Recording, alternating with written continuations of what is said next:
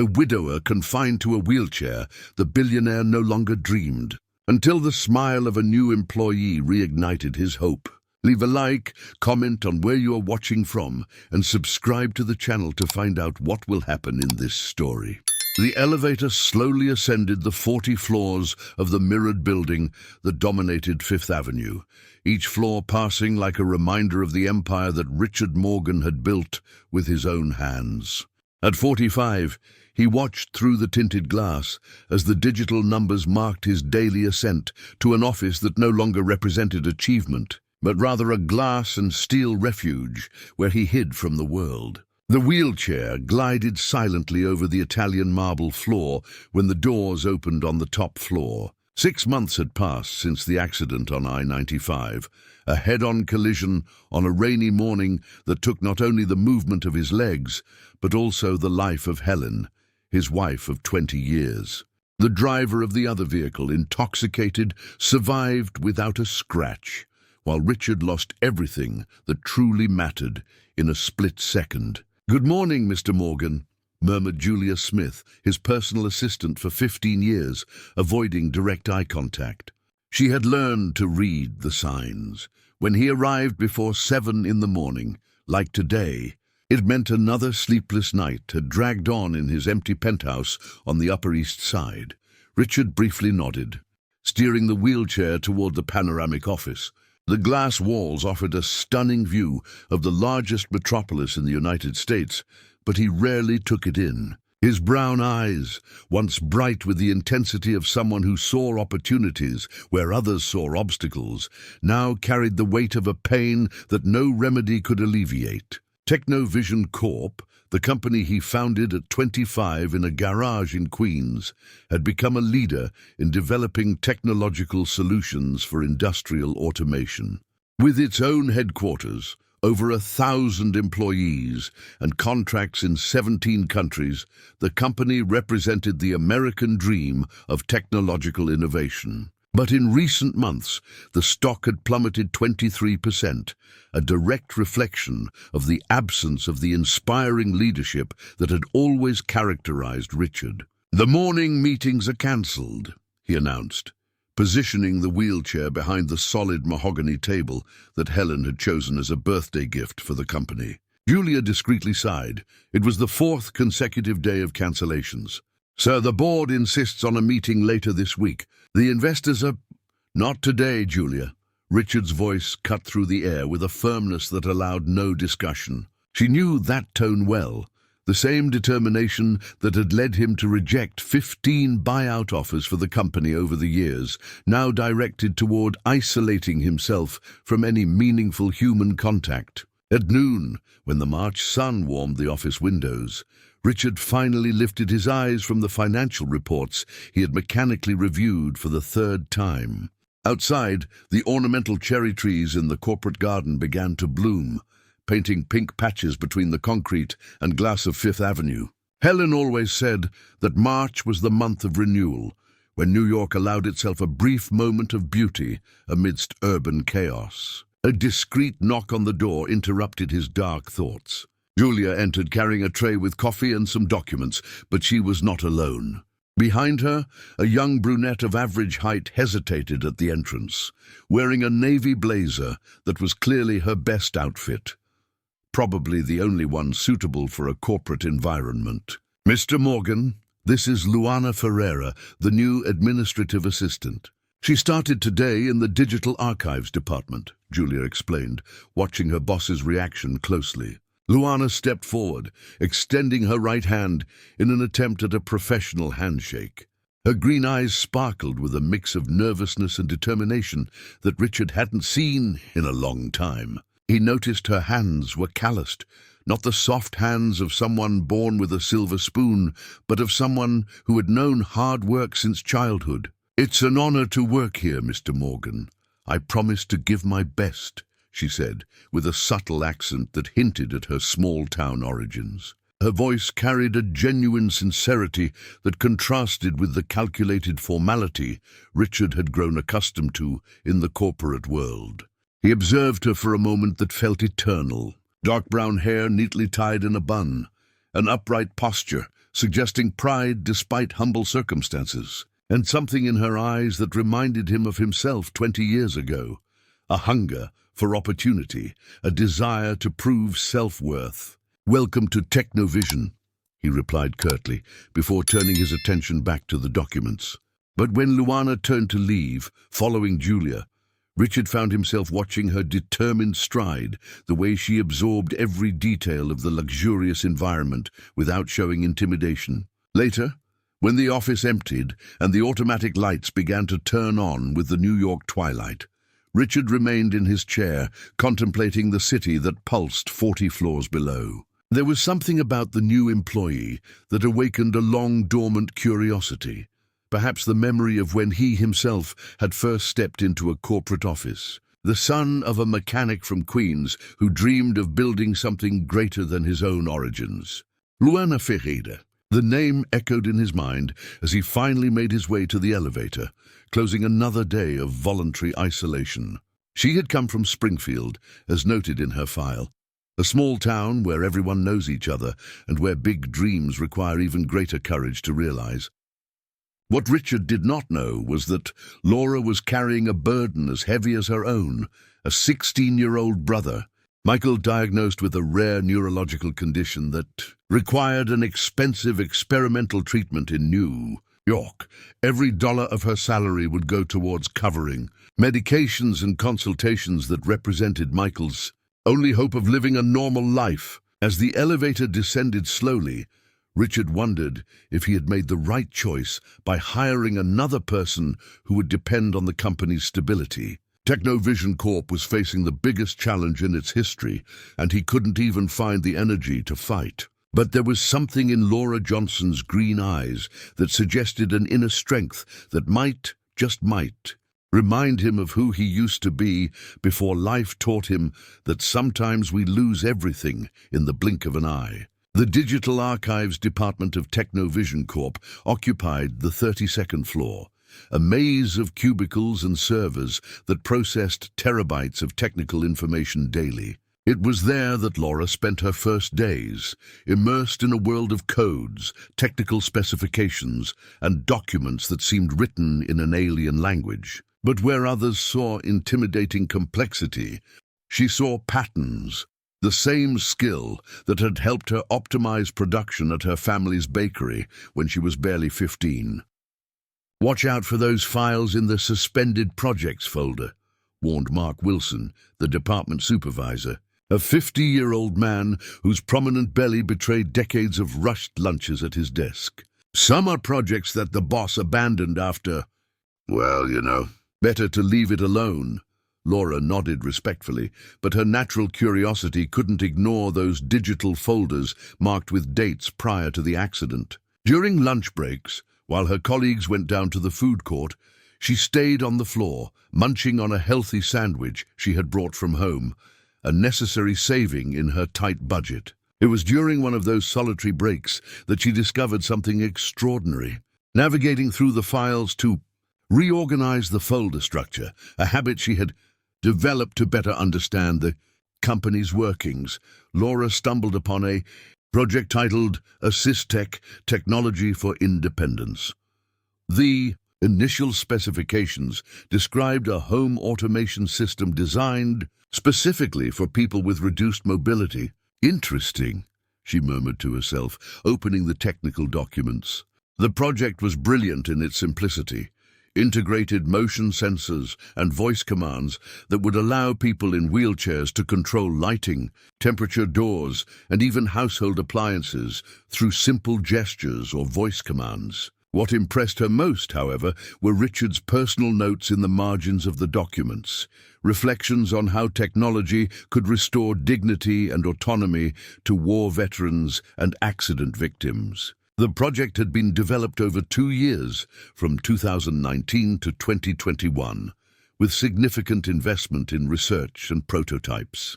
But inexplicably, all documentation stopped abruptly in March 2022, exactly 1 month before the accident that changed Richard's life. "Laura, what are you doing here?" Mark's voice startled her. He had approached silently, carrying a cup of coffee that exuded a strong aroma of Brazilian coffee. "Sorry, Mark. I was reorganizing the files and found this project. It's impressive how Mr. Morgan was thinking about solutions for people with disabilities long before he needed them," Mark completed with a heavy sigh. "Look, kid, this is a delicate subject. The boss doesn't like anyone messing with those old projects. Better to focus on the current files, okay?" But Laura couldn't get the project out of her head. Over the next few days, she continued studying the documentation in her free moments, fascinated by the innovative vision Richard had demonstrated. More than that, she began to notice connections that he might not have even realized, ways to adapt the technology for other applications, such as assistance for the elderly or visually impaired individuals. On the Friday of her first week, Laura made a decision that would change everything. With slightly trembling hands, she printed the main documents of the Assist Tech project, organized them in a blue folder, and went up to the 40th floor. Julia welcomed her with the protective expression she reserved for new employees who still didn't understand the delicate dynamics of the executive office. "Laura, dear, Mr. Morgan isn't seeing visitors today. In fact, he rarely sees anyone without an appointment. I understand, Miss Smith, but I found something in the files that I think he would like to see. It's about an old project, very important." Laura kept her voice steady, despite the nervousness making her heart race. Julia studied the young woman for a moment, recognizing something familiar in those determined eyes. Perhaps it was the memory of how Richard himself used to be, stubborn, passionate about his ideas, unable to accept a no as a final answer. "Leave it to me. I'll see if he's willing to meet with you." 15 minutes later, Laura found herself again in the panoramic office, this time alone with Richard. He was positioned behind the desk, looking out the window at the frenetic movement of Fifth Avenue. Without turning around, he asked, "Julia said you found something in the files. What is it?" Laura took a deep breath, recalling her father's advice. "Daughter, when you have something important to say, speak with your heart in your hand and your head in place. Mr. Morgan, I found the Assist Tech project. I've read all the documentation, studied the technical specifications, analyzed the prototypes. It's brilliant work." Richard finally turned, his eyes meeting hers. For a moment, she saw something beyond professional coldness, a spark of interest, perhaps even surprise. "This project has been archived for almost 2 years. Why are you digging into suspended documents?" "Because I think it shouldn't be suspended," Laura replied, placing the blue folder on the desk. "With your permission, I would like to show you some possibilities I've identified." Richard hesitated. That project represented a time when he still believed that technology could improve the world, when Helen encouraged him. He was thinking beyond immediate profit. But it also represented pain, the cruel irony of having developed solutions for people with disabilities only to become one shortly after. "You have 5 minutes," he finally said. Laura opened the folder with careful reverence, revealing diagrams, specifications, and her own handwritten notes in the margins. "The original concept is brilliant, but it can be expanded. Imagine adapting this technology for hospitals, nursing homes, or even residences for elderly people living alone. The potential market is enormous." She spoke with a passion that made her eyes shine, gesturing with her calloused hands as she explained her ideas. Richard found himself paying attention not only to her words, but to the energy emanating from her, something that had become rare in his corporate world of cautious executives and well-paid consultants. "Moreover," Laura continued, pointing to a specific diagram, "I realized that some components could be manufactured here in the US, reducing costs and creating jobs. My brother, he has a neurological condition, and I know how frustrating it is to always depend on others for simple tasks. This technology could restore dignity to millions of Americans." The silence that followed was charged with tension. Richard observed the young woman before him, recognizing in her a younger, female version of himself, someone who saw technology not as a means of enrichment, but as a tool for social transformation. "Why do you care so much about this?" he finally asked. Laura met his gaze without hesitation. "Because sometimes life puts us in situations we don't choose, but we can always choose how to react to them. You created something extraordinary. It would be a shame to let it sit forever in a drawer." Her words hit Richard like a punch to the gut. It was exactly the kind of thing Helen would say, straightforward, honest, filled with a simple wisdom that cut through all the complications and got straight to the heart of the matter. "Thank you for showing me this," he finally said, his voice softer than usual. "I will." "Consider your observations." As Laura headed for the door, Richard called out to her, "Miss Johnson, how are you adapting to the company?" She turned, a shy smile lighting up her face. "Every day is an opportunity to learn something new, sir. And there is so much to learn here." After she left, Richard remained alone with the Assist Tech project documents spread out on the table. For the first time in months, something beyond pain and self-pity occupied his thoughts. Perhaps, just perhaps, there was still time to turn tragedy into purpose. The following weeks brought an unexpected routine for Richard. Every morning upon arriving at the office, he found a small handwritten report from Laura on his desk. Observations about the files she had reorganized, suggestions for improvements in administrative processes, and occasionally, insights about old projects she had discovered in her meticulous investigations through the company's databases. "She is different from the others," Julia commented one April morning while organizing Richard's increasingly empty schedule. "She works later than everyone else, asks smart questions, and has a way of seeing things that reminds me of someone." "Reminds you of whom?" Richard asked, though he already knew the answer. "You 20 years ago, when you still believed you could change the world."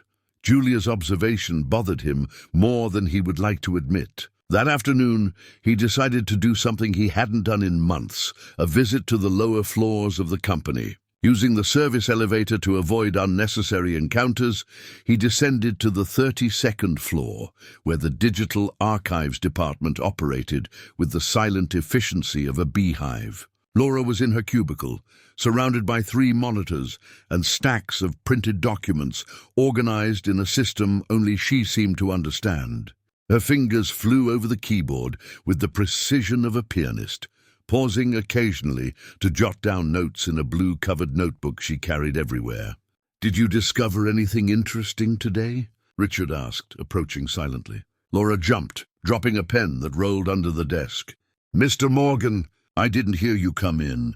Sorry, I was focused on the monthly report of—" She stopped speaking when she noticed the less severe expression on his face. "You can continue. I'm curious to know what you're working on." Laura hesitated for a moment, then gestured to the scattered documents. "I was analyzing the contracts from the last 5 years and noticed some interesting patterns. The company has an 87% contract renewal rate, but in the last 6 months, that rate has dropped to 62%. Richard frowned. The sales department reports didn't mention this, because they calculate it differently. They only consider active contracts, but I included those that weren't renewed, even though they were within the automatic renewal period. The difference is subtle but significant." She pointed to a spreadsheet filled with numbers and colorful graphs. "What caught my attention was that the drop started exactly in February, 2 weeks before the accident. In other words, customers were already hesitant for some other reason." Richard pulled up a chair and positioned himself beside her, studying the data with an interest he hadn't shown in operational matters for a long time. "What reason?" "Computech launched a product line similar to ours, but with prices 15% lower.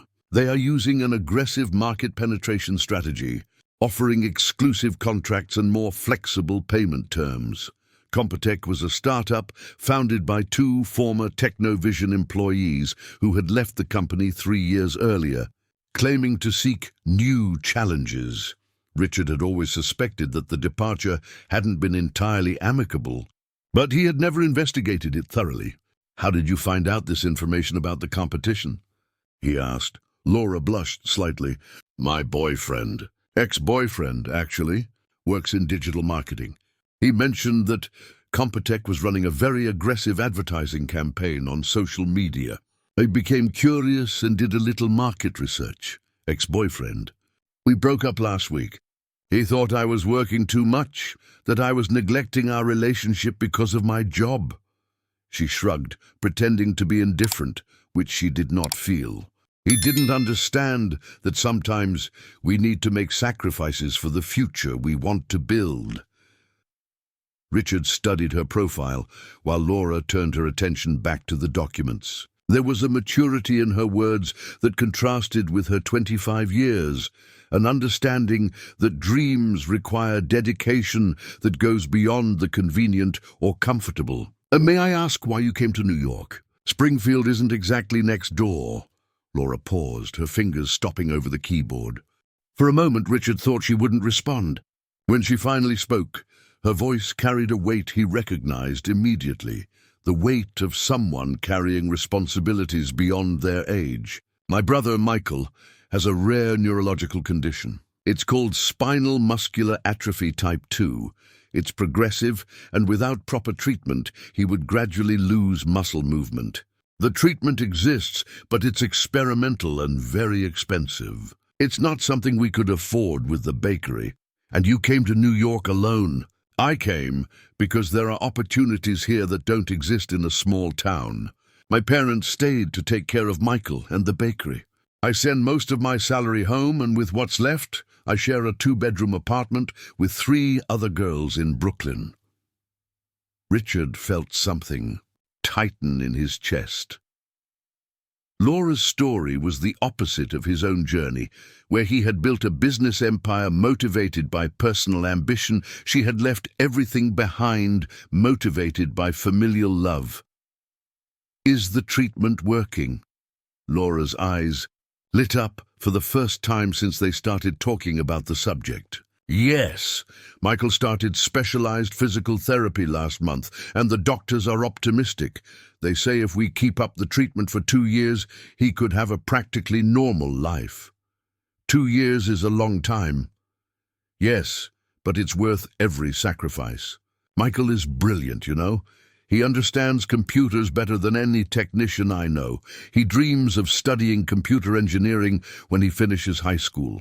He says he will create games that help other children with disabilities feel included. Richard fell silent for a long moment, processing the information. There was a bitter irony in having an employee who sacrificed everything to help a disabled brother, while he himself had abandoned a project that could benefit millions of people in the same situation. Laura, he finally said, I would like you to prepare a more detailed report on the company's competitive situation. I want to understand exactly where we are losing ground. Of course, Mr. Morgan. When do you need it? Monday morning. And Laura? Good work. As he returned to his floor, Richard felt torn between admiration and discomfort.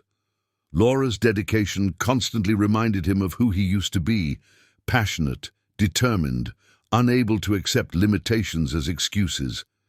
But it also exposed how much he had settled into his own pain, using tragedy as justification for abandoning responsibilities.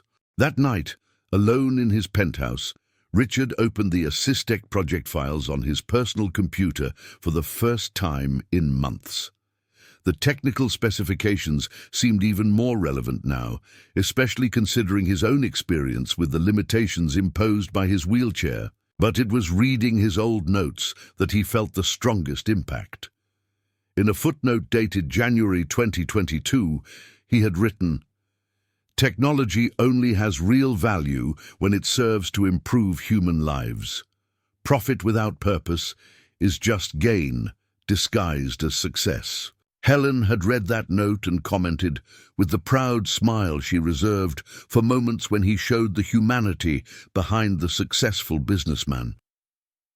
"That's why I fell in love with you, Richard. You never forget that behind every innovation, there are real people waiting for an opportunity to live better." For the first time since the accident, Richard cried, not out of self-pity, but out of longing, and a growing realization that perhaps there was still time to honor Helen's memory in a way she would approve of.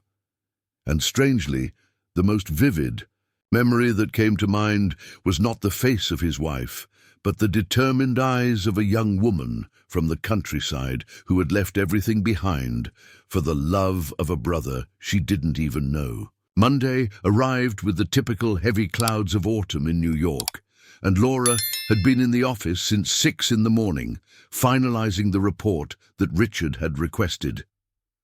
Her eyes burned with fatigue. She had spent the entire weekend compiling data, cross-referencing information, and creating graphs that accurately illustrated Technovision Corp's competitive situation. When Richard arrived at 8 o'clock, he found a meticulously organized 40-page document on his desk, complete with an index, executive summary, and conclusions that cut through his illusions about the company's stability like blades. "Julia, please ask Ms. Johnson to come up here," he said after reading the first few pages. 15 minutes later, Laura was sitting in the leather chair in front of Richard's desk, watching him flip through the report with an increasingly grim expression. The silence stretched like a taut rope about to snap. "Are these numbers correct?" he finally asked, pointing to a table showing the loss of 17 important clients in the last 6 months. "I checked 3 times, sir, and I requested confirmation from the sales department." "Unfortunately, yes, they are correct." Richard leaned back in his chair, running his hands through the grey hair that had appeared after the accident. "According to your analysis, we lost 28 million in contracts just in the last quarter. 28.7 million to be exact. And if the trend continues, we could lose another 40 million by the end of the year." "Jesus Christ!" The words escaped in a whisper laden with disbelief. "How did this go unnoticed in the monthly reports?" Laura hesitated before responding, knowing that her next words could be interpreted as criticism of the current administration. "The monthly reports focus on activity metrics. How many meetings were held, how many proposals were sent, how many contracts are under negotiation, but they don't analyze the quality of renewals or long-term customer behavior." "And how did you analyze that?" "I spoke with some clients who canceled contracts. I said I was conducting a post-cancellation satisfaction survey." Laura opened her blue notebook filled with handwritten notes. "Most cited 3 main factors: more competitive pricing from competitors, faster service, and a perception that Technovision has lost the innovative focus that always characterized it." "Wait." This last observation hit Richard like a punch to the stomach. Innovation had always been the company's DNA, the differentiator that justified premium prices and ensured customer loyalty. If that was being questioned, the problem was far more serious than a simple price war. "Do you have any suggestions?" he asked, surprising himself with his own question. He hadn't asked anyone for their opinion on strategic decisions in months. "I have a few ideas, but I'm not sure if it's appropriate for me to suggest." "Laura, you just showed me that our company is in a much more serious situation than I imagined. Whether it's appropriate or not, I want to hear what you have to say." She took a deep breath, mentally organizing the ideas she had developed during a sleepless weekend. "First, we need to regain our innovative identity. Compitech is copying our old products, but what if we launched something completely new, something they couldn't quickly copy?" "Like what?" "Like the AssistTech project." The words came out before she could hold back. "I'm sorry, I know it's a sensitive topic, but go on." "The assistive technology market is growing 15% a year in the US.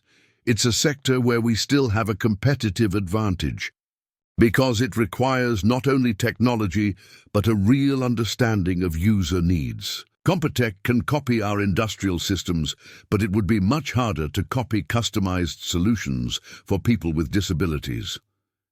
Richard was silent for a long moment, processing the suggestion. The logic was irrefutable, but the emotional implications still hit him like a cold wave. Second, Laura continued, interpreting the silence as permission to proceed, we need to improve our communication with existing clients. Many said they felt forgotten after signing the contract. How about creating a closer relationship program? And third, we need a campaign that shows Technovision is not only back, but has evolved. Something that demonstrates we faced adversities and came out stronger. The conversation was interrupted by Julia, who rushed into the office with a worried expression. Mr. Richard, sorry to interrupt, but Dr. Smith is on the phone. He says it's urgent. Dr. Smith had been the company's lawyer for 15 years, a man whose definition of urgent rarely included good news. Richard answered the call on speakerphone, allowing Laura to hear the conversation. Richard, we have a serious problem. Computech is suing Technovision for alleged intellectual property infringement. They claim our industrial automation system infringes 3 patents they registered last year. Richard's blood ran cold. That's impossible. Our system was developed in 2018, and I know, but they argue that the updates we made incorporated elements covered by their patents. It's an aggressive legal strategy, but not unprecedented. They're asking for $50 million in damages and an immediate halt to the sale of the products in question. Laura watched the color drain from Richard's face.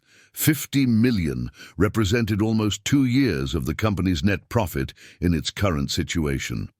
Dr. Smith, what are our options? Richard asked, his voice betraying the desperation he was trying to control. We can contest it legally, but that would take years and cost millions in legal fees. Alternatively, we can try to negotiate an out-of-court settlement, but that would be seen as an admission of guilt and would encourage other similar lawsuits. After hanging up, the office fell into absolute silence. Richard stared out the window at the city stretching beyond the glass, but his eyes saw nothing but the financial abyss opening before the company he had built with so much effort. Mr. Morgan, Laura said softly, may I ask a question? He nodded without turning. The patents they registered. Do you have a way to check exactly what they cover? Why? Because if they're claiming our updates violated patents registered last. Yeah, but our original system is from 2018. Maybe we can prove that they copied our work and then registered the patents. It would be a complete reversal of the accusation. Richard finally turned to face her. Do you understand intellectual property law? Not much, but I understand logic, and it seems logical to me that if we had the product first, they couldn't register patents on elements that already existed in our original version. It was Julia who verbalized what Richard was thinking. The girl is right. If we can prove prior art, not only do we defend ourselves against the lawsuit, but we can also sue them for misappropriation. For the first time in hours, Richard felt a spark of hope. Laura, would you be able to compile all the technical documentation of the original system? Specifications, codes, development records, everything. Sure, in fact, I've already organized much of those files in the past few weeks. I can have a complete dossier ready in 2 days. 2 days might be too long. How much time would you need if you had help? Laura calculated mentally. With 2 more people from the technical department, I might be able to do it in 24 hours. Then you have 24 hours and all the help you need.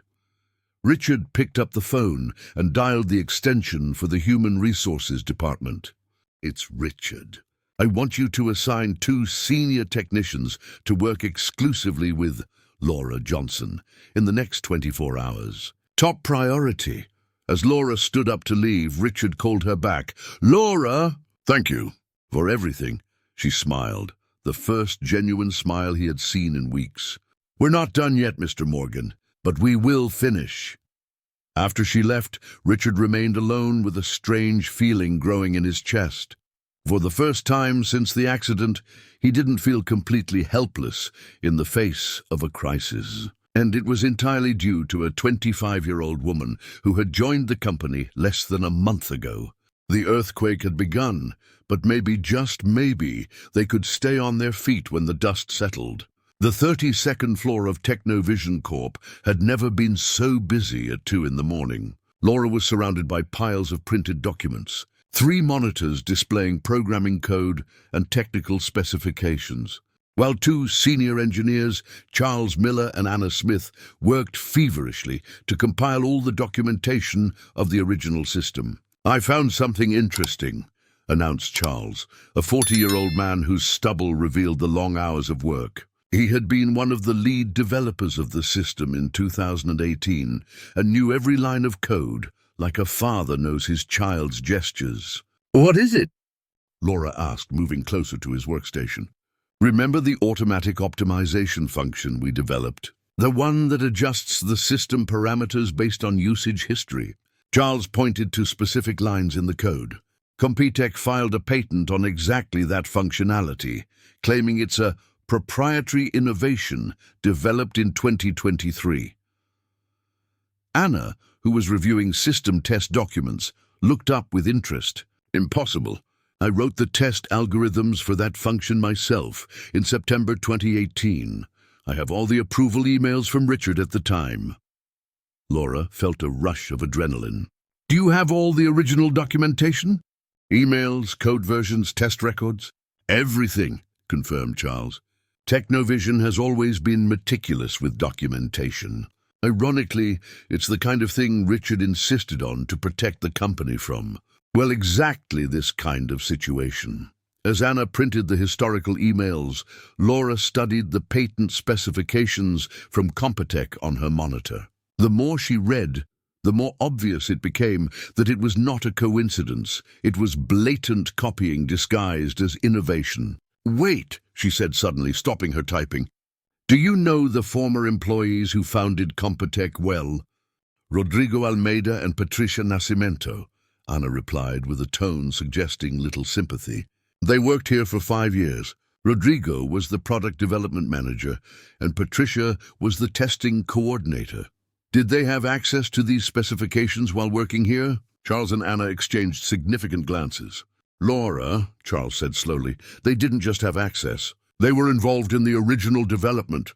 The implication was devastating. Not only had Compitech copied Technovision's work, but it had been founded by people who had intimate knowledge of the systems they now claimed to have independently invented." This is a crime, isn't it?" Laura asked, feeling a mix of indignation and hope.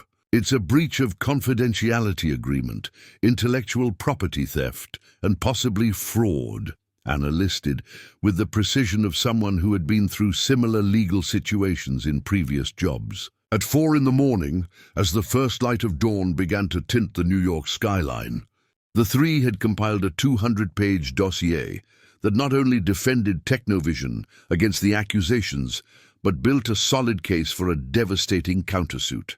Laura went up to the 40th floor to find Richard, who had remained in his office all night. She found him asleep in his wheelchair, his head resting on his crossed arms on the table. For a moment she hesitated. It seemed intrusive to wake him. But then she noticed the documents scattered across the table: specifications for the Assist Tech project, market studies for assistive technology, and what appeared to be a draft of a business plan. "Mr. Morgan?" she called softly. Richard jolted awake, disoriented for a moment, before focusing on Laura's concerned eyes. "What time is it?"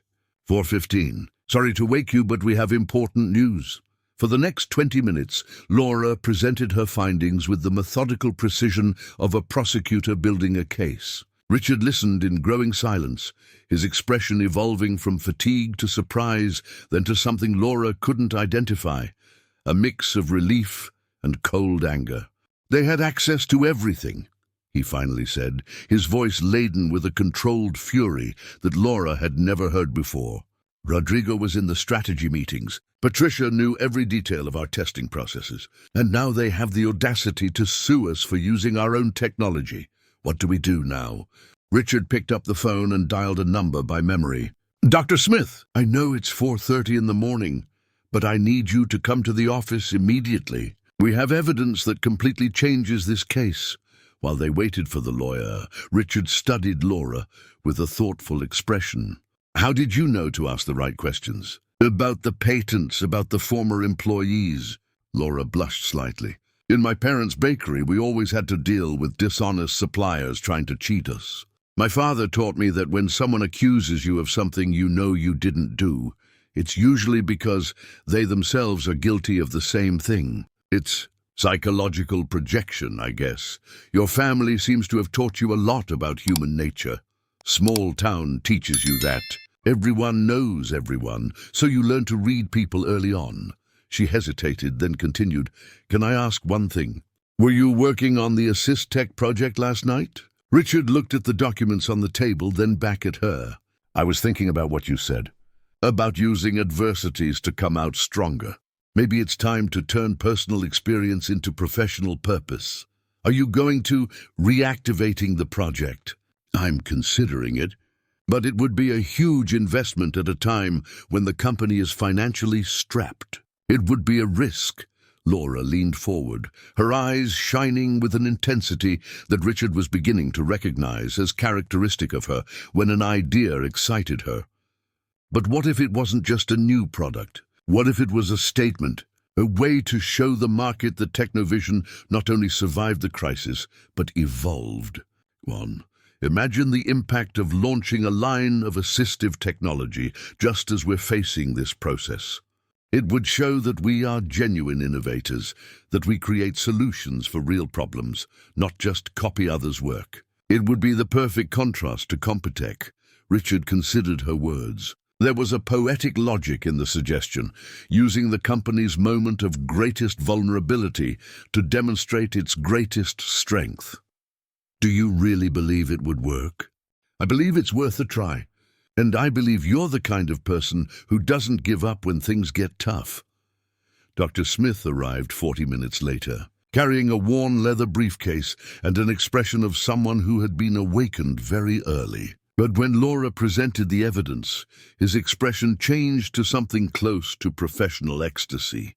"This is pure gold," he said, flipping through the documents. "With this evidence, we can not only dismiss their case, but also sue for damages that could reach $100 million. $100 million, Laura repeated, impressed. Damages to reputation, loss of revenue, legal costs, and punitive damages for bad faith. A case like this could completely break Computech. Richard remained silent as the lawyer explained the legal options. When he finally spoke, his voice carried a determination that Laura hadn't heard since she started working at the company. "Dr. Smith, I want you to prepare both cases, the defensive and the offensive. But before filing anything, I'm going to make a call." "To whom?" "To Robert Allen. I'm going to give them a chance to withdraw the lawsuit and negotiate a settlement before we completely destroy their company."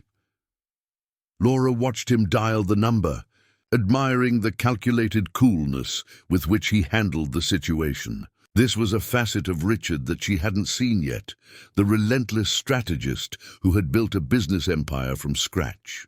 "Robert, it's Richard Morgan. We need to talk." As Richard spoke on the phone, Laura looked out the window at the city, slowly waking up.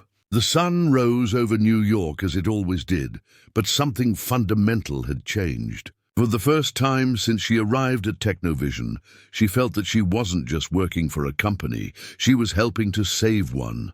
And for the first time since the accident, Richard felt that perhaps there was still enough fight left in him to win one more battle. The meeting was set for the next day at the Technovision office, a clear demonstration that Richard had no intention of being diplomatic. Robert Allen arrived accompanied by 2 expensive lawyers and an expression of arrogance that barely concealed his nervousness. Patricia Johnson followed a few steps behind, avoiding eye contact with her former colleagues. Richard welcomed them in the conference room on the 40th floor, positioning his wheelchair at the head of the polished mahogany table. Dr. Smith was to his right, with stacks of documents organized methodically. To his left, in a decision that surprised everyone, was Laura, not as an assistant, but as an active participant in the meeting. "Robert, Patricia," Richard greeted them with formal coldness. "Thank you for coming." This can be resolved in a civilized manner. Richard, Robert replied, trying to maintain a friendly tone that sounded forced. I'm sorry things have come to this point. I've always respected the work of Technovision. You respected it so much that you decided to sue us for using our own technology. Robert's lead attorney, a man in a navy suit and gold-rimmed glasses, interjected, Mr. Morgan, our clients have legitimate rights to the patents in question. The fact that you developed something similar previously does not invalidate subsequent registrations, as long as they have sufficient distinguishing elements. Laura watched Richard maintain a neutral expression, but she had learned to read the subtle signs, the way he drummed his fingers on the table when he was controlling his anger, the slight narrowing of his eyes when processing strategic information. Interesting legal perspective, Dr. Smith replied with a smile that didn't reach his eyes. I would like to hear how you explain distinguishing elements when we have here. He opened a folder and pulled out documents. Emails from September 2018, where Mr. Allen specifically approves the algorithms he now claims to have invented in 2023.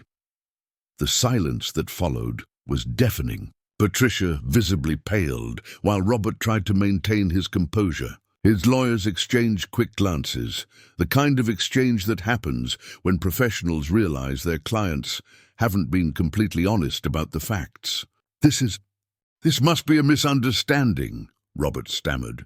Perhaps there are coincidental similarities. Coincidental? Laura spoke for the first time, her voice calm but laden with incredulity. She slid a blue folder across the table.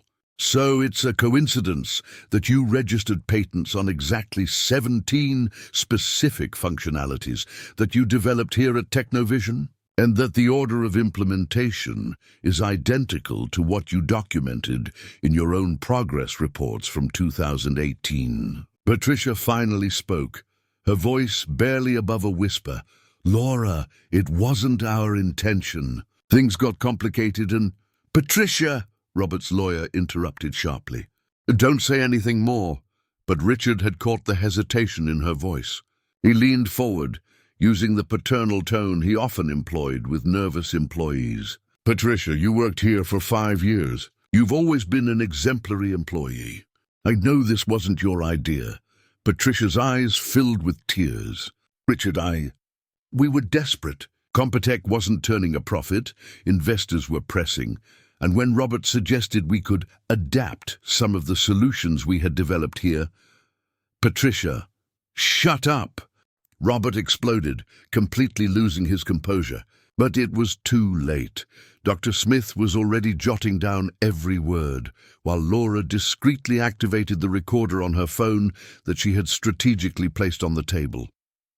Let's continue, Richard said softly. Patricia, you were saying about adapting solutions. We took the codes we had developed here and registered them as property of Computech. Robert said that since we were the original authors, we technically had the right to use the work elsewhere. The words flowed out in a torrent, as if she were freeing herself from months of accumulated guilt. Robert's lead attorney looked visibly uncomfortable, making frantic notes and urgently whispering in his client's ear. The second attorney had already begun to gather his documents, clearly preparing for a strategic withdrawal. And the lawsuit against us? Laura asked. Was that also Robert's idea? Patricia nodded miserably. He said the best defense was an attack. That if we sued Technovision Corp first, it would look like you were copying our work, not the other way round.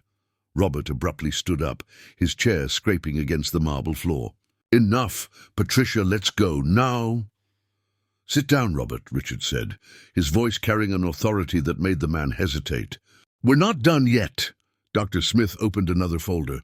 In fact, we have barely begun. We have here evidence of breach of confidentiality agreement, misappropriation of intellectual property, document fraud, and what could be characterized as corporate extortion. He paused dramatically. The calculated damages amount to $120 million. $120 million, Robert's attorney repeated, his voice rising an octave. Loss of revenue, damage to reputation, legal costs, and punitive damages for bad faith, Laura calmly enumerated. Considering that Compotech has a net worth of approximately 15 million, that would mean complete bankruptcy, with personal liability for the partners. Robert looked at her with a mix of surprise and anger. How do you know about our net worth? Basic research. Financial statements are public for companies incorporated as corporations. Laura shrugged. Anyone can access them on the Secretary of State's website. Richard's admiration for Laura grew a few more degrees. She had not only compiled technical evidence, but had also conducted business intelligence on the adversary. Very well, Dr. Smith continued, but Mr. Morgan is a reasonable man. He is willing to consider an out-of-court settlement, provided the terms are appropriate. What terms? Robert's attorney asked cautiously. Richard leaned back in his chair, studying the tense faces around the table. First, immediate withdrawal of the lawsuit against Technovision Corp, with a public admission that it was based on incorrect information. Second, transfer of all improperly registered patents back to Technovision Corp. Third, payment of $10 million for the damages already caused. 10 million? Robert exploded. That will bankrupt the company. The alternative is a lawsuit for 120 million that will certainly bankrupt the company and still leave you personally liable for the rest, Laura observed pragmatically. Patricia was now openly crying. Richard, please. I know we were wrong, but there are 40 employees at Compotech who have nothing to do with this. If the company goes under... Richard looked at the former employee with a mix of anger and pity. Patricia had always been competent and honest during her time at Technovision Corp. Seeing her involved in this situation was particularly disappointing. Patricia is right about the employees, he finally said. They shouldn't pay for your mistakes. So I will make a counter-proposal. Everyone in the room leaned forward. Compotech will be absorbed by Technovision Corp. The innocent employees will keep their jobs. Robert and Patricia will resign from all executive positions and transfer their shares to Technovision Corp. For a symbolic $1. In exchange, we will not prosecute you criminally for fraud. That's blackmail, Robert protested. That's justice, Richard corrected. You tried to destroy the company that trained you professionally. Now you have the chance to at least save the jobs of the people who trusted you. Robert's lead attorney urgently whispered in his ear for several minutes. Finally, Robert nodded in defeat. We need 48 hours to review the terms with our advisors. You have 24 hours, Dr. Smith replied. After that, we will file the criminal and civil lawsuit. No negotiation. After the representatives of Compotech left, the office fell silent for a long moment. Finally, Richard turned to Laura. How did you know Patricia would give in first? Body language. She was clearly uncomfortable from the start, avoiding eye contact, fidgeting with her hands. Robert was on the defensive, but she was remorseful. People with remorse want to confess. They just need a safe opening. Dr. Smith laughed and shook his head. Laura, have you ever considered studying law? You would make a formidable attorney. Thank you, but I think I prefer to stay in technology. It's more constructive. Richard observed the young woman in front of him, the humble employee who, in less than 2 months, had identified critical issues in the company, compiled evidence that saved millions, and helped orchestrate a devastating legal victory. More importantly, she had done all this while maintaining integrity and showing compassion for the innocent employees of the opposing company. Laura, he said, I think we need to talk about your position in the company. She looked at him with curiosity. My position? You are clearly wasted in the digital filing department. For a moment, Laura felt her heart race. Was this a disguised dismissal? A transfer to some less sensitive department? What are you suggesting? Richard smiled, the first genuine smile she had seen since she started working at the company. I'm suggesting that maybe it's time for Technovision Corp to have a director of strategy and innovation. The silence that followed was charged with possibilities that neither of them dared to verbalize yet. The news of Laura's promotion spread through Technovision Corp like wildfire. In less than 48 hours, the young woman from Springfield had gone from administrative assistant to holding one of the Luana Ferreira had rapidly ascended to one of the most strategic positions in the company, generating mixed reactions among the 1,000 employees. "There's no way she deserves this," murmured Ryan Smith, a sales manager for 10 years, during the morning coffee break. 2 months in the company and she's already a director. Something's off here. What's off is that she figured out we were being robbed while we didn't even suspect it, retorted Anna Smith, who had worked with Laura Johnson during the overnight evidence compilation. The girl has an impressive clinical eye. However, corporate gossip was the least of Laura's problems. Sitting in her new office on the 39th floor, a space overlooking Central Park that had served as a storage for dead files until the previous week, she faced the overwhelming reality of her new responsibilities. Monthly competitive analysis report, 3-year strategic plan, departmental innovation audit, evaluation of technology partnerships. She read the list of demands that Julia had prepared, feeling the weight of each item. "Julia, how did Mr. Morgan manage to handle all of this?" "He had 20 years of experience when he took on these responsibilities," Julia replied gently. "And even then he worked 16 hours a day. You don't have to be perfect from day one, dear." But Laura felt she needed to be. Every glance from the senior employees carried an unspoken question. Did she really deserve to be there? The pressure was intensified by the fact that Richard had publicly announced his intention to reactivate the Assist Tech project under her leadership. "Miss Johnson." Carlos Miller's voice at the door pulled her from her thoughts. The senior engineer carried a bulky folder and wore a cautiously optimistic expression. "I brought the technical feasibility studies you requested." During the next hour, Carlos explained the challenges of reactivating a project that had been abruptly halted. "The biggest problem isn't technical," he concluded. "It's financial. We estimate we'll need $15 million to develop functional prototypes, plus $20 million for the first production line. $35 million? Laura repeated, jotting down notes in her blue notebook, now filled with numbers and diagrams. "And how long for the return on investment? If we can capture 5% of the national assistive technology market in the first year, the payback would be 3 years. But that assumes we can compete with imported products that have economies of scale." Laura drummed her fingers on the table, a habit she had unconsciously copied from Richard. "What if we don't compete with imported products? What if we create an entirely new category?" "What do you mean?" "Imported products are generic, designed for global markets. What if we develop solutions specific to the American reality, tailored to housing conditions, purchasing power, and specific cultural needs?" Carlos leaned forward, intrigued. "Do you have something specific in mind?" "A modular systems. Instead of selling a complete solution for $100,000, we sell $5,000 modules that can be gradually added as needed and as the user's financial capacity allows." Laura quickly sketched a diagram. "Basic module, voice command for lights and doors. Intermediate module, automation for windows and curtains. Advanced module, integration with medical devices." "Brilliant," Carlos murmured, studying the drawing. "This would make technology accessible for the middle class, not just the wealthy." "Exactly. And each module can be manufactured locally, creating jobs and reducing import costs." When Carlos left, Laura allowed herself a moment of optimism. Perhaps she could indeed turn her ideas into reality. But the feeling was short-lived. Julia appeared at the door with a worried expression.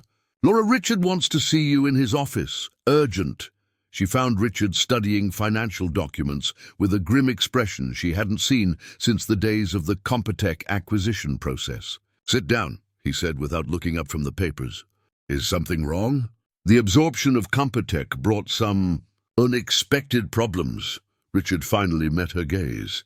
"They have liabilities that weren't disclosed during negotiations.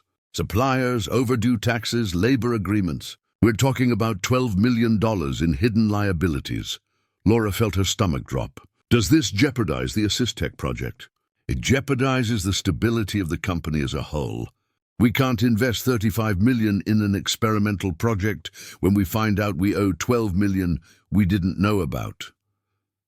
The silence stretched like a heavy cloud. Laura watched Richard massage his temples, a gesture he made when calculating limited and all bad options. Is there any alternative? She finally asked. A few. We can lay off the employees from the former Computech we absorbed, cancel all expansion projects, and focus solely on maintaining current operations. Or we find a way to turn the AssistTech project into an immediate revenue generator instead of a long-term investment. Laura was silent for a moment, processing the implications. Then an idea began to form, risky but potentially revolutionary. Richard, she said slowly, what if we tried to fund the project internally? What do you mean? Crowdfunding. The words came out faster as the idea took shape.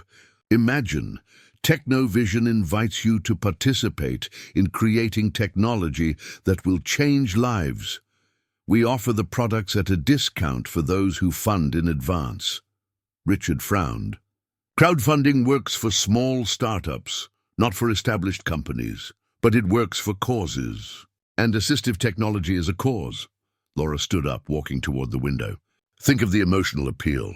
A company that faced adversity and decided to use its experience to help others in similar situations. We wouldn't just be selling products, we'd be selling hope. Continue.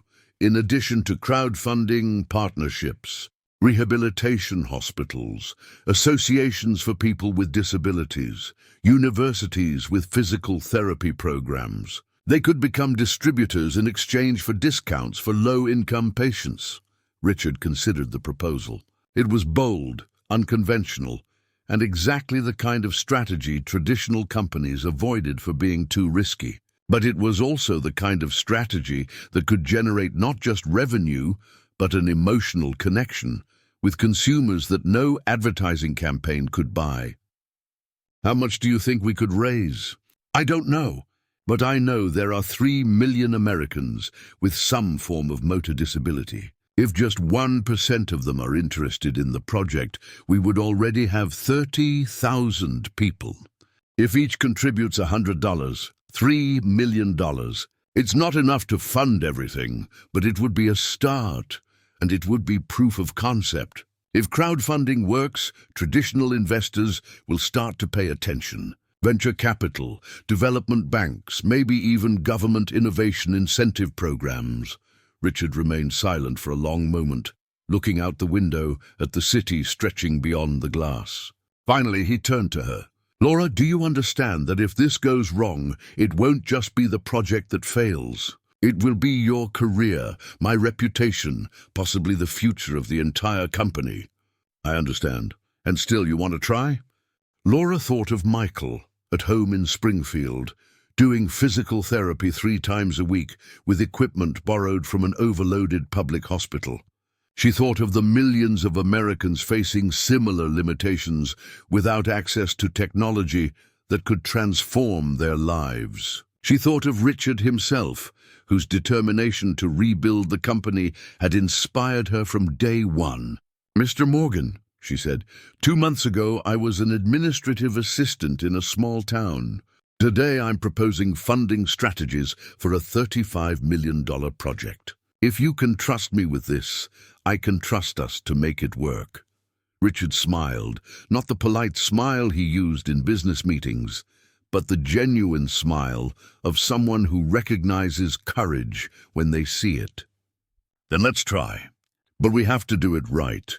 Comprehensive market studies, detailed business plan, professional communication strategy. We can't afford to improvise. How much time do we have? 6 months. If we don't have concrete results by December, we'll have to cancel the project and focus solely on conservative operations. As Laura returned to her office, she felt a mix of excitement and terror. 6 months to prove that a bold idea could become reality. 6 months to justify the trust Richard had placed in her. 6 months to perhaps change not only her own life, but the lives of millions. It was daunting. It was exhilarating. It was exactly the kind of challenge that had brought her to New York in the first place. July arrived with the typical chill of New York winter. But inside Technovision, the atmosphere was heated by the feverish activity of preparing the crowdfunding campaign. Laura had transformed her office into a command center, with whiteboards filled with timelines, market studies spread across all available surfaces, and a dedicated team working in shifts to meet seemingly impossible deadlines. "The presentation video is ready," announced Marina Costa, the digital marketing specialist Richard had hired specifically for the project. She was a 30-year-old woman with red hair and a contagious energy that perfectly complemented Laura's meticulous pragmatism. "Let's see," Laura said, pausing the review of technical specifications that had occupied her attention for 3 hours. The video began with black and white footage of Richard before the accident, dynamic, gesturing animatedly in presentations, walking through the company hallways. Then a smooth transition to the present, Richard in his wheelchair, but with the same intensity in his eyes, working on the prototypes of Assist Tech. "Life can change in a second," Richard's voice narrated. "But what we do after that change defines who we really are."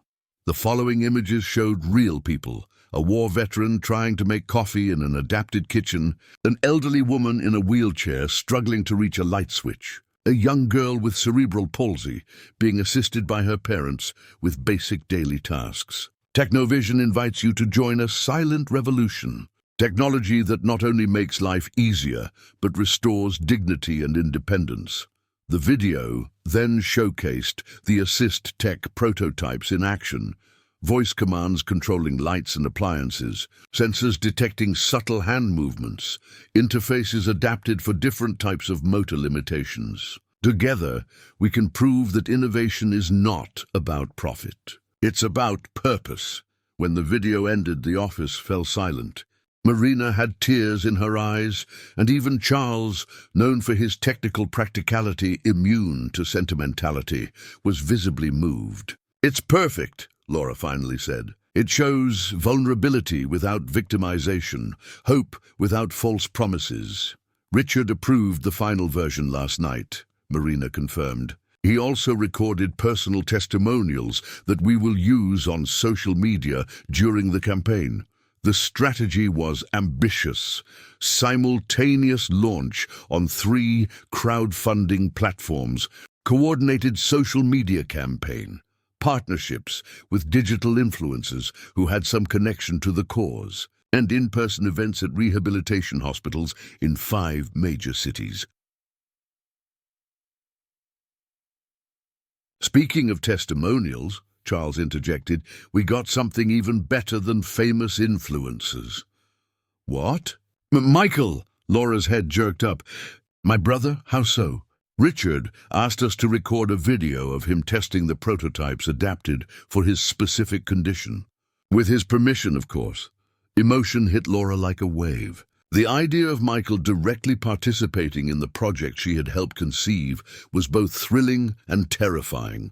"He agreed?" "He did. In fact, he said it would be an honor to help other young people in the same situation," Charles smiled. "And he gave several impressive technical suggestions. Your brother really understands technology." 2 weeks later, when the campaign launched, the impact was immediate and overwhelming.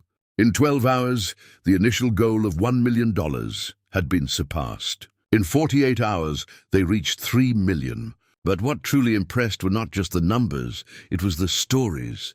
"Laura, you need to read these testimonials," Marina said, entering the office with an expression of someone who had been emotionally devastated.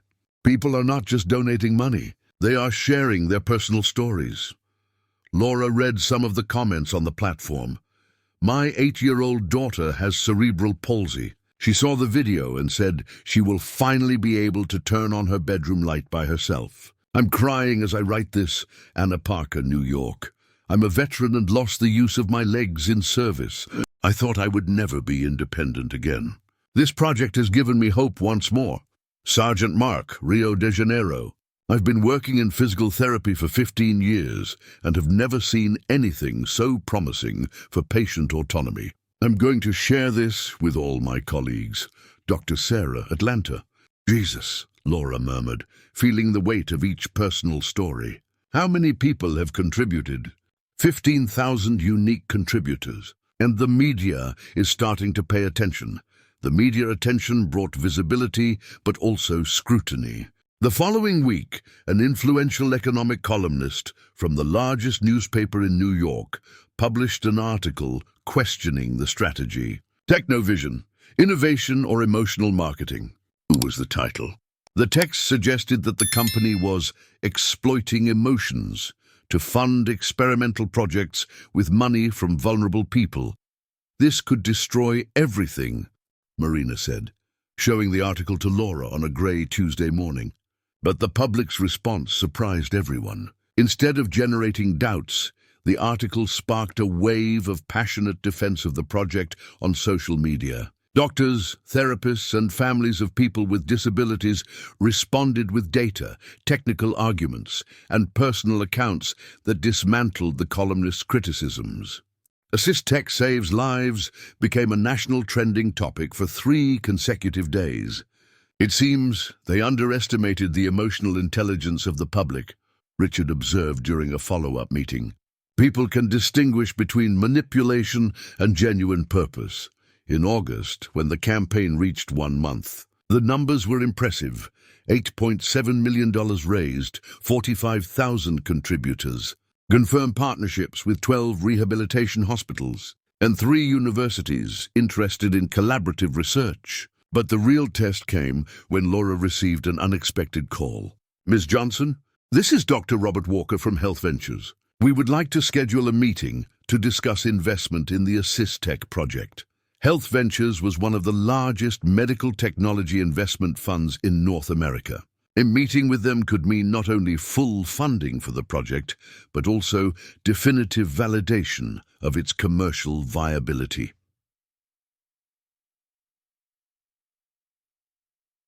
What would be the investment amount? Laura asked, trying to keep her voice professional despite her racing heart. We are considering between $20 and $50 million, depending on the terms of equity participation. $50 million, more than enough to develop not only Assist Tech, but a complete line of assistive technology products that could position Technovision as a South American leader in the sector. After scheduling the meeting, Laura rushed to Richard's office. We have a proposal from Health Ventures. But instead of the euphoria she expected, she found Richard studying documents with a worried expression. That's good, he said without looking up, because we just received news that could complicate everything. What happened?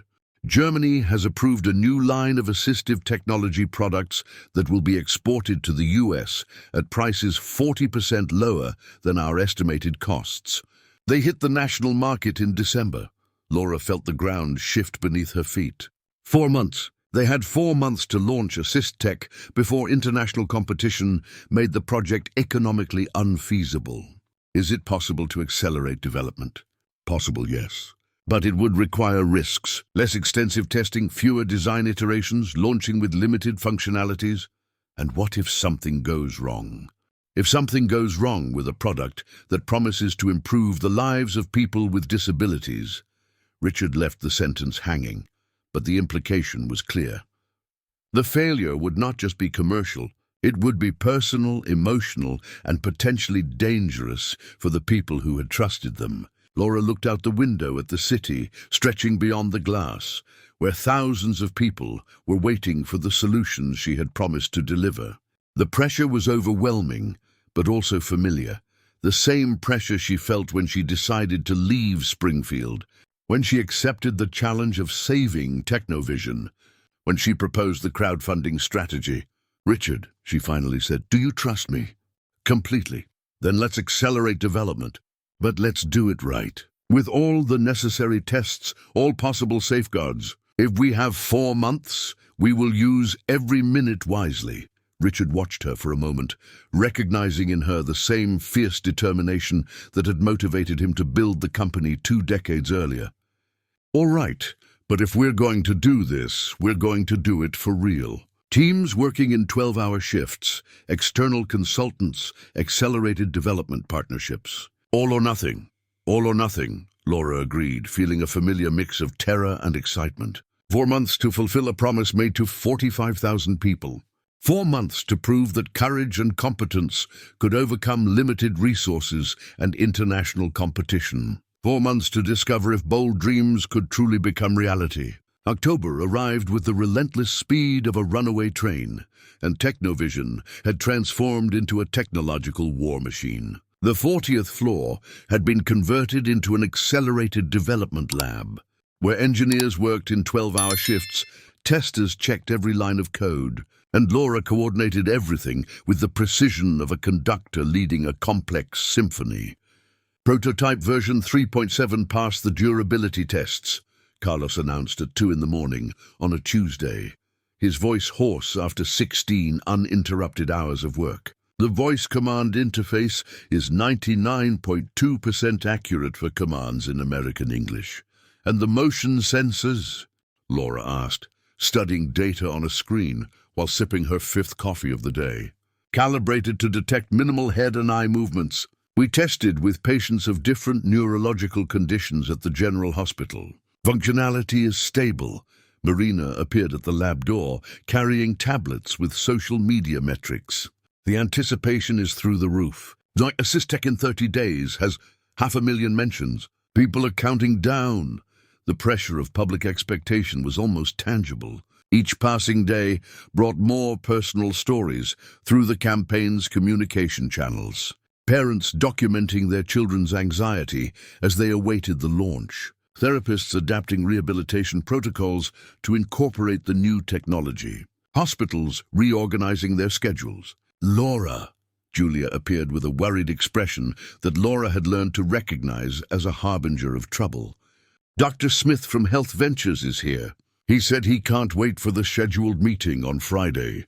Dr. Smith was a 50-year-old man, impeccably dressed in an Italian suit, with the calculating expression of someone who had made a fortune identifying opportunities before competitors. He entered the lab, observing everything with eagle eyes, the prototypes scattered across the benches, the monitors displaying code, the exhausted but determined team. "Ms. Johnson," he greeted formally, "I came to personally check on the development progress." "Of course, Dr. Smith. Would you like to see a demonstration?" "Actually, I would like to have a private conversation first." They headed to an empty meeting room where Dr. Smith got straight to the point. Health Ventures is prepared to offer $70 million for the Assist Tech project, but with some conditions. 70 million. The number echoed in Laura's mind like a golden bell. It was more than they had dreamed of, enough not only to launch the product, but to establish an entire division of assistive technology. What conditions? First, majority control of the project. 60% equity participation. Second, a shift in focus from the domestic market to the international market, starting with the United States and Europe. Third, adjustments to the product to meet American regulatory standards. Laura felt something cold in her stomach. Does that mean the launch in Brazil would be postponed? Indefinitely, yes. The American market offers much higher profit margins. It makes more commercial sense to focus there first, but the crowdfunding campaign was based on the promise of a launch in Brazil. 45,000 people contributed, hoping their relatives, friends, and patients would have access to the product. Dr. Smith shrugged with the indifference of someone used to making decisions based solely on numbers. Crowdfunding campaigns always involve risks for contributors. It's part of the game. It's not a game for those who are waiting for this technology. Ms. Johnson, you need to understand that feelings don't pay bills. $70 million represents complete financial security for Technovision. You can develop dozens of other social projects with that capital. Laura remained silent for a long moment, processing the proposal. It was tempting, practically irresistible from a financial standpoint. But it also represented a complete betrayal of the principles that had motivated the project from the beginning. I need to discuss this with Richard. Of course. But I need an answer by Friday. Other investment opportunities won't wait.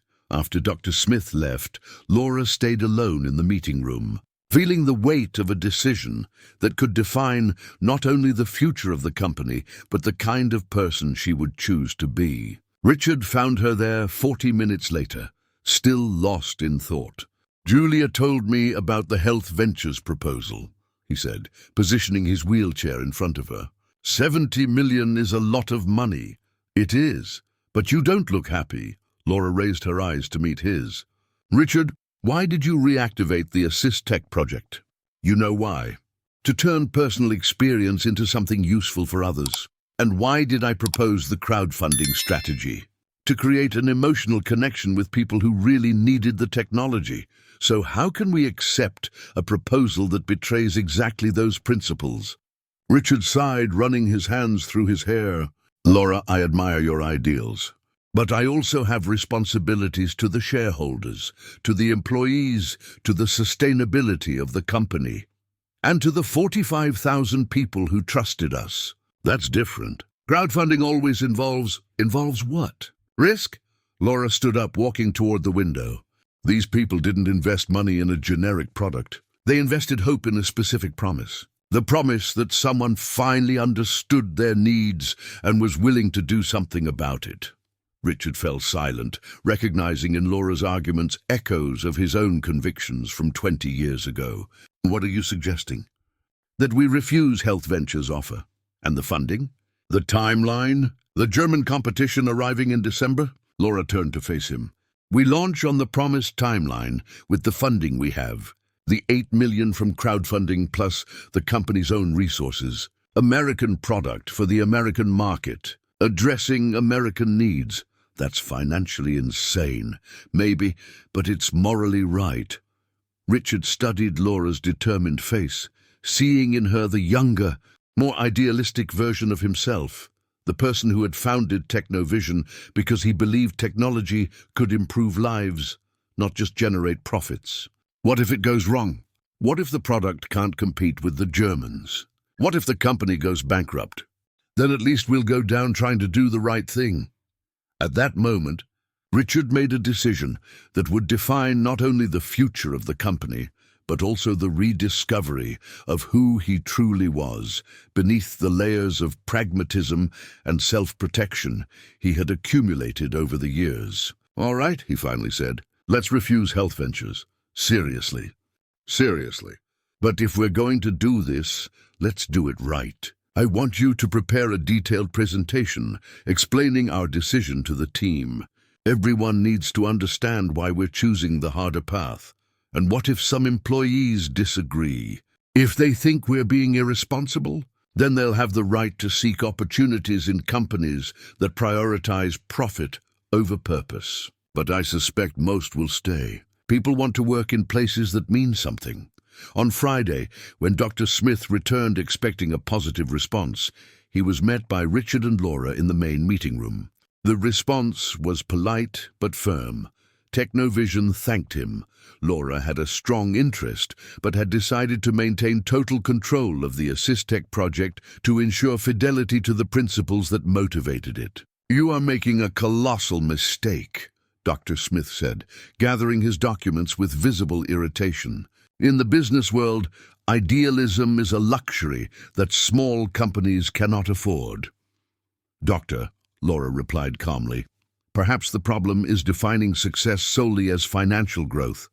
We define success as a positive impact on the lives of real people." After he left, Richard and Laura were alone in the room, aware that they had just bet the company's future on a vision that few experienced entrepreneurs would consider wise. "We still have 6 weeks, Richard said, breaking the silence. 6 weeks to prove that doing the right thing can also be the smart thing. No pressure, he smiled. None, she smiled back. But both knew that the next 6 weeks would determine whether courage and conviction were enough to overcome limited resources and international competition. It was the final test, not just of technology, but of character. And for the first time in months, they both felt completely aligned about who they were and what they represented. December 15th dawned with the typical muggy heat of summer in New York. But inside the auditorium of Technovision Corp, the atmosphere was electrified with anticipation. 500 people crowded the seats, crowdfunding campaign contributors, families of people with disabilities, healthcare professionals, journalists, and company employees who had worked tirelessly to make this moment possible. Laura was backstage, adjusting for the 10th time the navy blazer she had bought especially for the occasion. Her hands trembled slightly, not from nerves, but from a contained energy that came from the certainty that they were about to deliver something truly revolutionary. "Ready?" Richard asked, positioning his wheelchair next to her. In recent months, something fundamental had changed in his demeanor. Bitterness had been replaced by determination, self-pity by renewed purpose. "More than ready," Laura replied, checking her notes in her blue notebook one last time, now filled with diagrams, numbers, and reminders documenting the extraordinary journey of the past 10 months. Marina rushed in, tablet in hand and a radiant smile on her face. "You need to see this. The live stream already has 200,000 people watching, and the event hasn't even started yet." The stage was set with simple elegance, a white backdrop with the Assist Tech logo, 3 demonstration stations equipped with the final prototypes, and 2 large screens that would show technical details to the audience. When Richard ascended the stage via a ramp specially built for the occasion, the auditorium fell silent. His presence commanded attention not only because of the natural authority he had always possessed, but also because of something new, an authenticity that came from someone who had faced his greatest weaknesses and emerged stronger. "A year ago," he began, his voice echoing clearly through the sound system, "I believed I knew what it meant to win in life.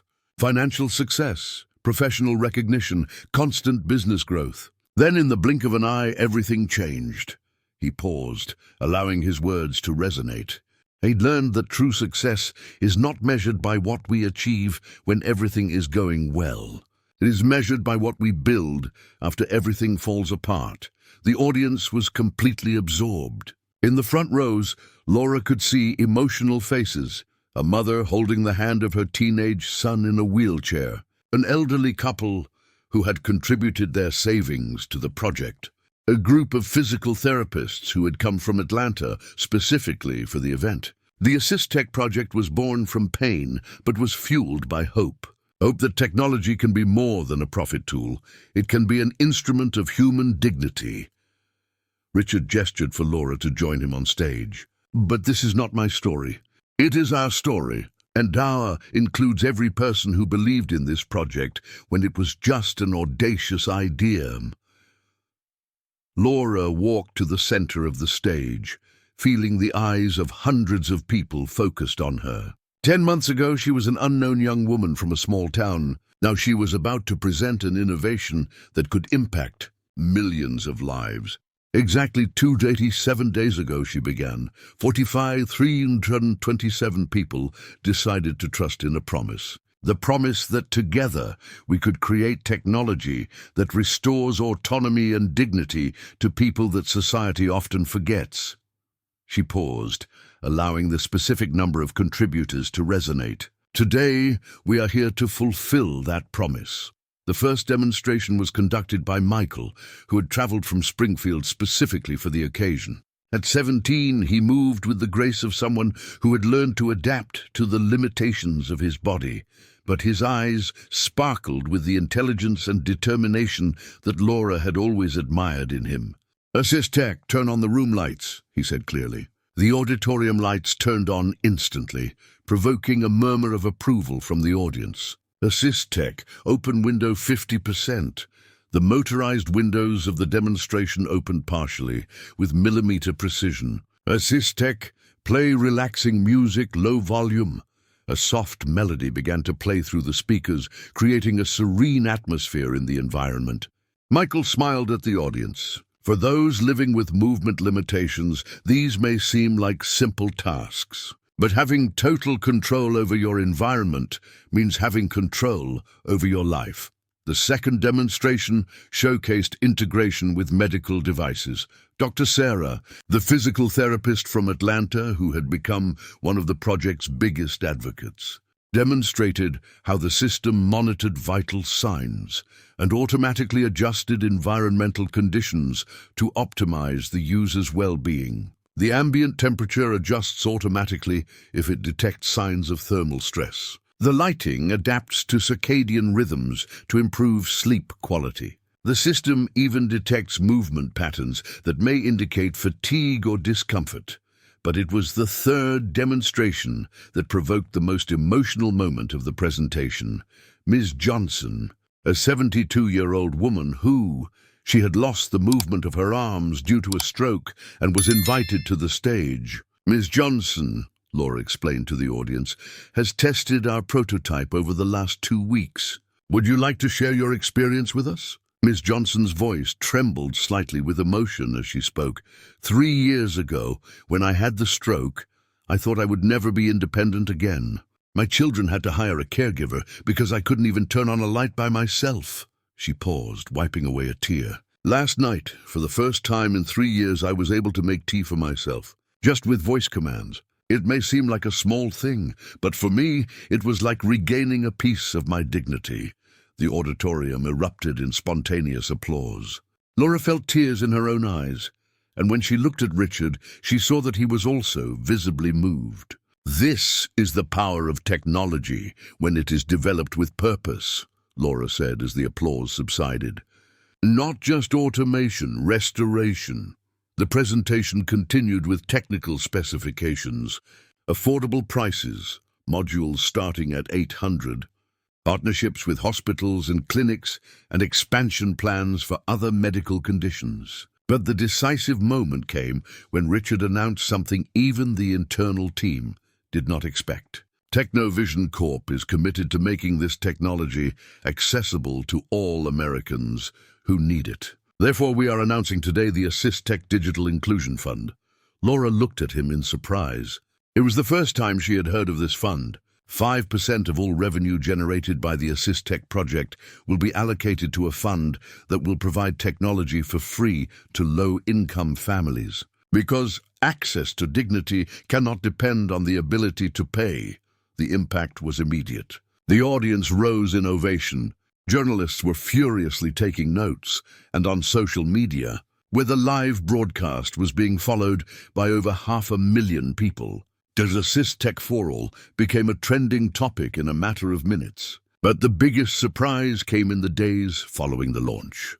Within 48 hours, Technovision received budget requests totaling $15 million, 5 times more than the most optimistic projection. Hospitals from 12 countries in Latin America expressed interest in partnerships. 3 American universities proposed collaborative research projects. How do you explain this success?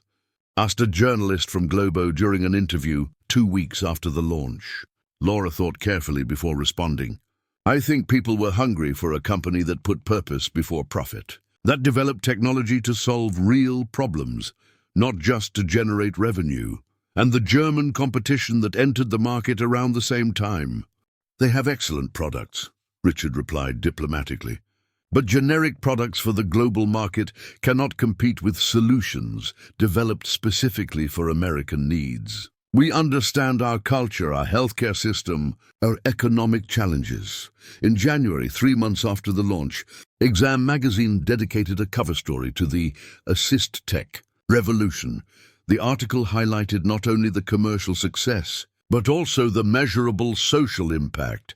247 families had already received the technology. Through the Digital Inclusion Fund, the readmission rate for user patients had decreased by 23%, and reports of improved quality of life were arriving daily at the company. But for Laura, the most significant moment came one February afternoon, when she received a video call from Michael directly from his room in Springfield. Laura, he said with a radiant smile, I have some news to share with you. What is it? I got accepted at NYU for computer engineering. And do you know what my capstone project will be? Tell me. Adaptive games for children with neurological disabilities. Using Assist Tech technology as a base, Laura smiled, feeling a sense of completeness she hadn't experienced in a long time. The circle had closed. From a young woman in a small town trying to help her sick brother to an executive who had created technology that would benefit thousands of people like him. That night, she and Richard worked together in the office, planning the next phase of the project's expansion. The dynamic between them had evolved over the months, from initial professional respect to a true partnership based on shared values and a common vision for the future. "Laura," Richard said suddenly, pausing the review of financial reports. "Yes? Thank you. Why?" "For reminding me of who I used to be. For helping me discover who I could become." She smiled, closing her laptop and leaning back in her chair. "Thank you for believing that an administrative assistant from a small town could have ideas worth sharing." They weren't just ideas. It was courage. The courage to do what is right even when it is harder. Outside, New York pulsed with its characteristic nighttime energy, a metropolis where dreams were made and broken daily, where stories like theirs were written by ordinary people who refused to accept limitations as destiny. A year and a half after the accident that had destroyed Richard's life, 2 years after Laura left Springfield with only hope and determination, they had built something greater than a successful company. They had created a legacy, proof that tragedy can transform into purpose, that humble origins do not limit extraordinary potential, and that love, whether familial, professional, or human, remains the most powerful force for transformation in the world. Technovision Corp was no longer just a technology company. It was a symbol that it is possible to do good by doing good. And Laura Johnson, the young woman who once reorganized files out of curiosity, had become not only the director of strategy and innovation, but a living testament that audacious dreams, tempered with hard work and guided by solid values, can indeed change the world.